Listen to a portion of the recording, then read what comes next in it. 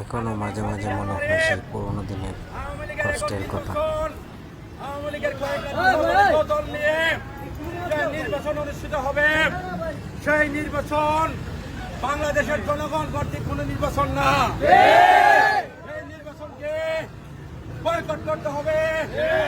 তারেক রহমানের নেতৃত্বে ইনশাআল্লাহ অচিরেই বাংলাদেশে একটি গণতান্ত্রিক উপায়ে সুন্দর নির্বাচন অনুষ্ঠিত হবে। সেই নির্বাচনে বাংলাদেশের জনগণ অংশগ্রহণ করবেন ইনশাআল্লাহ। 5 তারিখের নির্বাচনকে সবাই একত্রে মিলে বয়কট করার সিদ্ধান্ত নিয়েছে আমরা। 7 তারিখের নির্বাচন জনগণ মানে না, 7 তারিখের নির্বাচন জনগণ মানে না, 7 তারিখের নির্বাচন নির্বাচন জনগণ মানে না। অ্যাকশন অ্যাকশন ডাইরেক্ট অ্যাকশন নেশনের বিরুদ্ধে ডাইরেক্ট অ্যাকশন যুবদলের অ্যাকশন ডাইরেক্ট অ্যাকশন বিএনপির অ্যাকশন ডাইরেক্ট অ্যাকশন উভয়ের অ্যাকশন ডাইরেক্ট অ্যাকশন নবায়ের অ্যাকশন ডাইরেক্ট অ্যাকশন